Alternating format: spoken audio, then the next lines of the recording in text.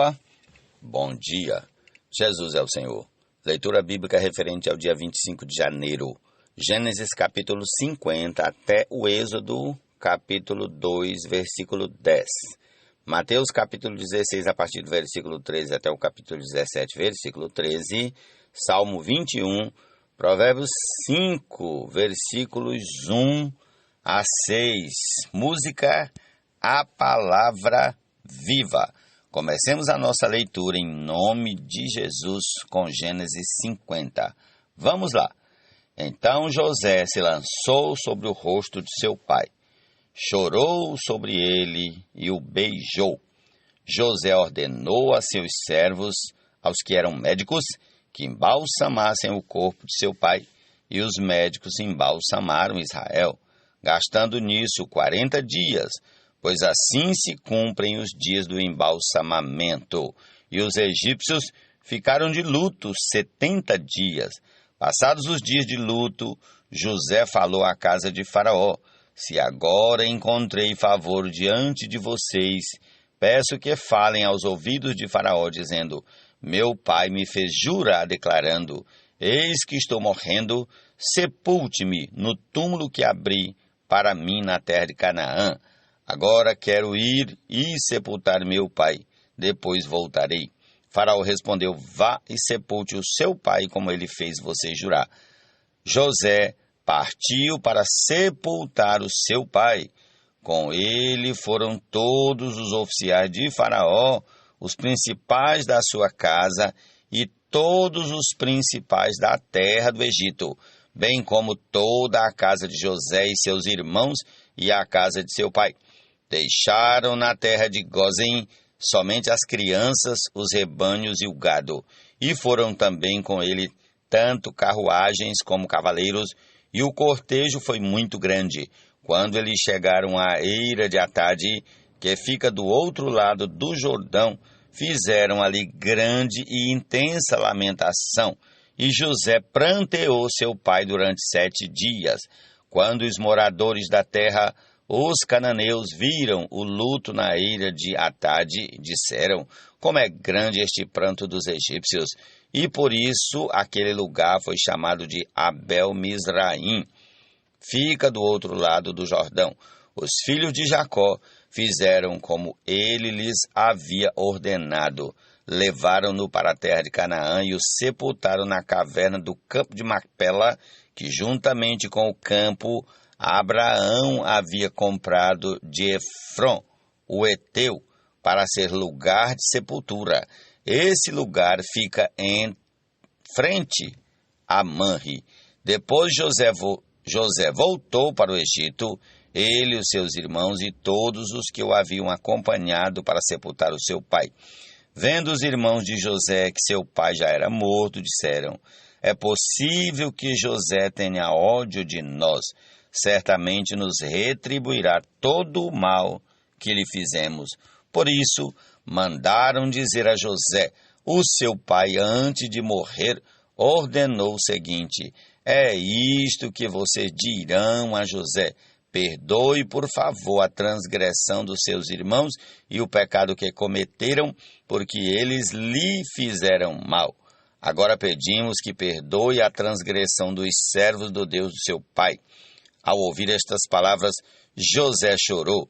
Depois vieram também os seus irmãos, prostraram-se diante dele e disseram: eis-nos aqui, somos seus servos. Mas José respondeu: não tenham medo, será que estou no lugar de Deus? Vocês, na verdade, planejaram mal contra mim, porém Deus o tornou em bem, para fazer como estão vendo agora, que se conserve a vida de muita gente. Portanto, não tenham medo, eu sustentarei vocês e os seus filhos. E assim José os consolou e lhes falou ao coração. José ficou morando no Egito, ele e a casa de seu pai. Viveu 110 anos. José viu os filhos de Efraim até a 3ª geração, também os filhos de Maqui, filho de Manassés, os quais José tomou sobre os seus joelhos. José disse a seus irmãos: eu vou morrer em breve, mas Deus certamente visitará vocês e fará com que saiam desta terra para ir à terra que jurou dar a Abraão, a Isaque e a Jacó.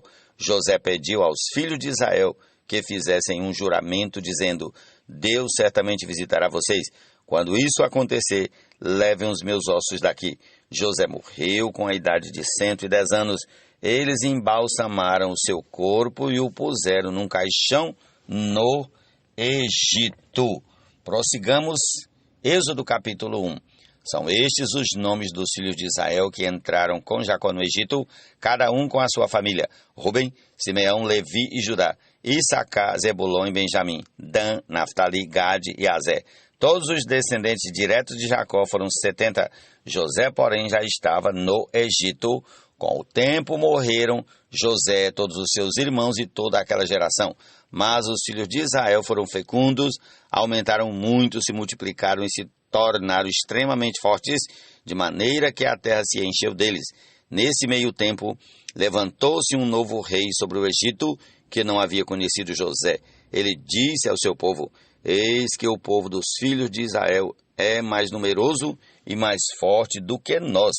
Vejam, precisamos usar de astúcia para com esse povo, para que não se multiplique e para evitar que, em caso de guerra, ele se alie aos nossos inimigos, lute contra nós e saia da terra. E os egípcios puseram sobre eles feitores de obras para os afligir com trabalhos pesados.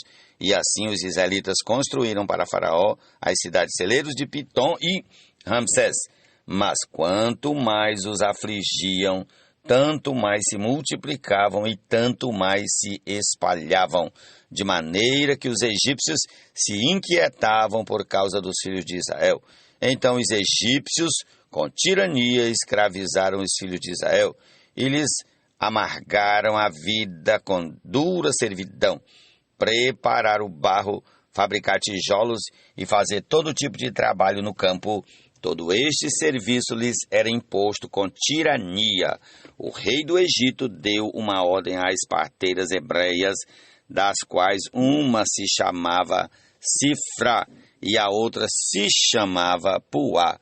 Ele disse: quando vocês servirem de parteira às mulheres hebreias, verifiquem se é menino ou menina. Se for menino, matem. Se for menina, deixem viver. As parteiras, porém, temeram a Deus e não fizeram o que o rei do Egito lhes havia ordenado. Pelo contrário, deixaram viver os meninos. Então o rei do Egito chamou as parteiras e lhes perguntou: por que vocês fizeram isso e deixaram viver os meninos? As parteiras responderam a Faraó: é que as mulheres hebreias são fortes, não são como as egípcias, são vigorosas e dão à luz antes que a parteira chegue. E Deus foi bom para as parteiras, e o povo aumentou e se tornou muito forte. E, porque as parteiras temeram a Deus, ele lhes constituiu família. Então Faraó deu ordem a todo o seu povo, dizendo: joguem no rio Nilo todos os meninos hebreus que nascerem. Quanto às meninas, deixem viver. Prossigamos, capítulo 2 de Êxodo. Um homem da casa de Levi casou com uma mulher da mesma tribo. A mulher ficou grávida e deu à luz um filho. Vendo que o menino era bonito, escondeu-o durante 3 meses. Não podendo, porém, escondê-lo por mais tempo, pegou um cesto de junco, tapou os buracos com betume e piche e, pondo nele o menino, largou o cesto no meio dos juncos à beira do rio. A irmã do menino ficou de longe para ver o que ia acontecer com ele. A filha de Faraó desceu para se banhar no rio, e as moças que tinham vindo com ela passeavam pela margem. Quando ela viu o cesto no meio dos juncos, mandou que uma das criadas fosse buscá-lo. Abrindo o cesto, viu a criança, e eis que o menino chorava. Ela teve compaixão dele e disse: este é o menino dos hebreus. Então a irmã do menino perguntou à filha de Faraó: quer que eu vá chamar uma das hebreias para que sirva de ama e crie esta criança para a senhora? A filha de Faraó respondeu: vá. A moça foi e chamou a mãe do menino. Então a filha de Faraó disse à mulher: leve este menino e amamente-o para mim. eu darei um salário para você. A mulher pegou o menino e o criou. Quando o menino já era grande, ela o levou à filha de Faraó, da qual ele passou a ser filho.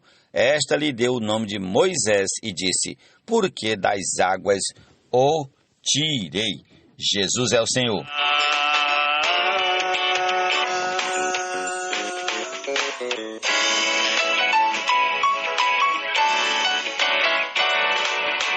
Os profetas ao profetizar visam um grande mistério de Deus revelar. Um tal mistério revelado, o propósito de Deus é realizado. Deus fala e por seu falar. Prossigamos para o Salmo 21. Na tua força, Senhor, o rei se alegra, e como exulta com a tua salvação. Tu lhe satisfizeste o desejo do coração e não lhe negaste as súplicas dos seus lábios, pois o supres das bênçãos de bondade, e lhe pões na cabeça uma coroa de ouro puro. Ele te pediu vida, e tu lhe deste, sim, longevidade para todo sempre. Grande é a glória dele por causa da tua salvação. De esplendor e majestade o cobriste, pois o puseste por bênção para sempre, e o encheste de alegria com a tua presença. O rei confia no Senhor, e pela misericórdia do Altíssimo jamais vacilará. A mão dele alcançará todos os seus inimigos, a sua mão direita apanhará os que o odeiam. Tu os farás como uma fornalha ardente, quando te manifestares. O Senhor, na sua indignação, os consumirá, o fogo os devorará. Destruirás da terra a sua posteridade e a sua descendência de entre os filhos dos homens. Se contra ti planejarem o mal e armarem ciladas, não obterão êxito, porque tu os porás em fuga e mirarás o rosto deles com o teu arco. Exalta-te, Senhor, na tua força. Nós cantaremos e louvaremos o teu poder. Amém, Jesus é o Senhor. De Deus Pai é viva e eficaz. A palavra de Deus Pai é viva e eficaz. A palavra de Deus Pai é viva. Amém? Meu filho, dê atenção à minha sabedoria.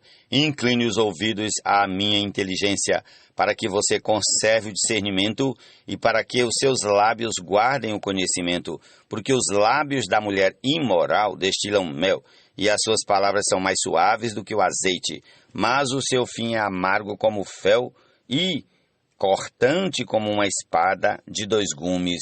Os seus pés descem para a morte, os seus passos conduzem ao inferno. Ela não faz plana a vereda da vida, anda errante nos seus caminhos e não o sabe. Ó Senhor Jesus. Provérbios capítulo 5, versículos 1 a 6. 2 gumes é capaz, entre alma e espírito, ao penetrar pode ambos separar, no corpo também quer agir, a fim de juntas e medulas dividir. Mateus capítulo 16, a partir do versículo 13. Comecemos aqui. Indo Jesus para a região de Cesareia de Filipe, perguntou a seus discípulos: quem os outros dizem que é o Filho do Homem? E eles responderam: uns dizem que é João Batista, outros dizem que é Elias, e outros dizem que é Jeremias ou um dos profetas. Ao que Jesus perguntou: e vocês, quem dizem que eu sou? Respondendo Simão Pedro disse: o Senhor é o Cristo, o Filho do Deus vivo. Então Jesus lhe afirmou: bem-aventurado é você, Simão Bar-Jonas, porque não foi carne e sangue que revelaram isso a você, mas meu Pai que está nos céus. Também eu lhe digo que você é Pedro, e sobre esta pedra edificarei a minha igreja, e as portas do inferno não prevalecerão contra ela. Eu lhe darei as chaves do reino dos céus. O que você ligar na terra terá sido ligado nos céus, e o que você desligar na terra terá sido desligado nos céus. Então Jesus ordenou aos discípulos que não dissessem a ninguém que ele era o Cristo.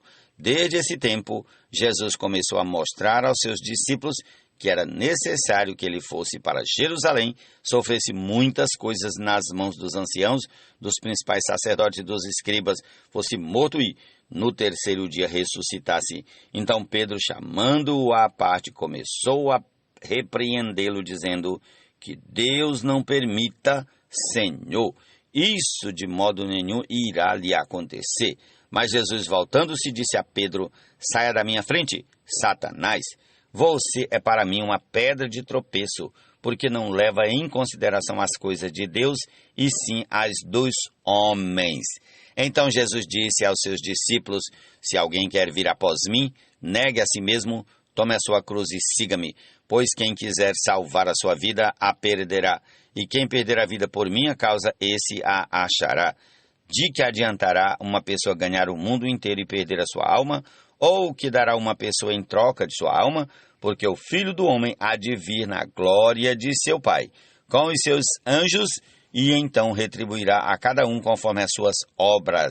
Em verdade lhe digo que, dos que aqui se encontram, existem alguns que não passarão pela morte, até que vejam o Filho do Homem vir no seu reino. Jesus é o Senhor. Amém. Prossigamos. Capítulo 17 de Mateus. 6 dias depois, Jesus tomou consigo Pedro e os irmãos Tiago e João, e os levou, em particular, a um alto monte. E Jesus foi transfigurado diante deles, o seu rosto resplandecia como o sol, e as suas roupas se tornaram brancas como a luz. E eis que lhes apareceram Moisés e Elias, falando com Jesus. Então Pedro, tomando a palavra, disse a Jesus: Senhor, bom é estarmos aqui. Se o Senhor quiser, farei aqui 3 tendas, uma para o Senhor, outra para Moisés e outra para Elias. Falava ele ainda, quando uma nuvem luminosa os envolveu, e eis, vindo da nuvem, uma voz que dizia: Este é o meu Filho amado, em quem me agrado. Ó Senhor Jesus, escutem o que ele diz. Ao ouvirem aquela voz, os discípulos caíram de bruços, tomados de grande medo. Jesus aproximou-se e tocou neles, dizendo: Levantem-se e não tenham medo. Então eles, levantando os olhos, não viram mais ninguém, a não ser Jesus. Ao descerem do monte, Jesus lhes ordenou: Não contem a ninguém o que vocês viram, até que o Filho do Homem ressuscite dentre os mortos.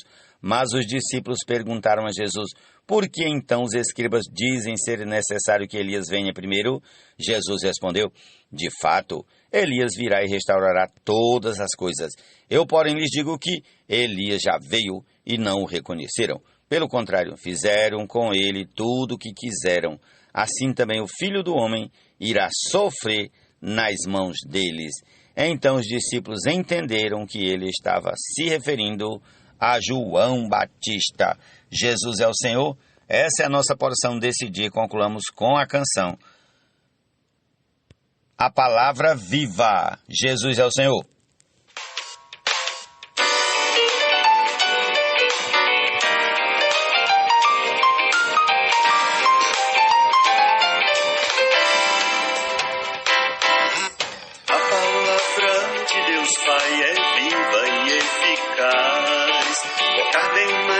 Espada de 2 gumes é capaz, entre alma e espírito, ao penetrar pode ambos separar,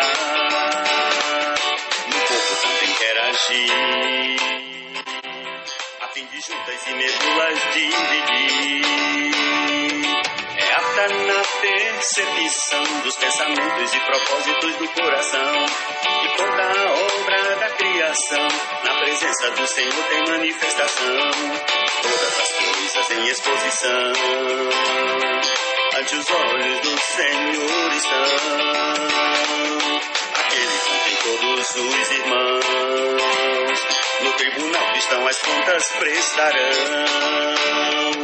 Outrora esta palavra de amor pelos profetas Deus nos falou. Fala hoje pelo Filho herdeiro, por quem fez o universo inteiro. Importa ela mais nos apegar e nela sempre nos firmar, para nunca lhe negar e jamais dela nos desviar.